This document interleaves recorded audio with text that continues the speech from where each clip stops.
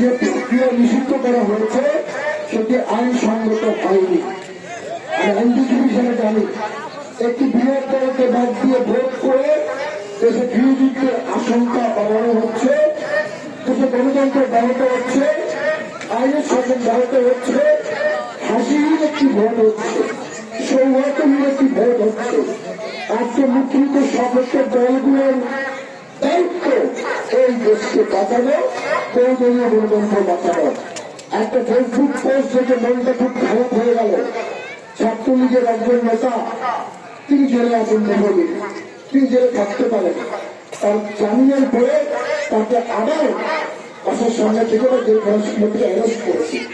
তার স্ত্রী তাকে আটকা করেছিল, আমি ছাড়বো না আমার হাজবেন্ডকে, জোর করে নিয়ে গেছে। নিয়ে যাওয়ার পরে আর জামিন হয়েছে। গতকালকে তার স্ত্রী আত্মহত্যা করেছে।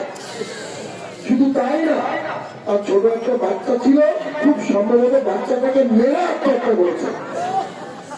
এবং চিরকুটে লেখে গেছে যে আমার স্বামীর আমি জামিন করতে পারলাম না, আমি এই জন্য আত্মহত্যা করলাম। আরো দুঃখের বিষয়, আরো দুঃখের বিষয়, যখন এ ধরনের মৃত্যু হয় তখন জেলখানার আসামিকে প্যারোল দেওয়া হয়, স্বল্প সময়ের জন্য জনতা করতে দেওয়া হয়। সেই ছাত্রলীগ নেতাকে ওই ডিসি সাহেব প্যারোলে মুক্তি প্রদান করে নাই, তার স্ত্রী এবং তার বাচ্চার লাশটা জেলখানায় নিয়ে গিয়ে 10 মিনিট চেহারা দেখানো হয়েছে। বেশ মানুষের থাকতে পারে, বিচার হবে। আমরা তো এই লিগের সমাজ চাইনি। শুধুমাত্র একটি দলের সমর্থক বলে তার এবং তার পরিবারের উপর এত বড় নির্যাতন হবে। সরকার বলে দিয়েছে এই ধরনের মামলায় জামিন দেওয়া যাবে না।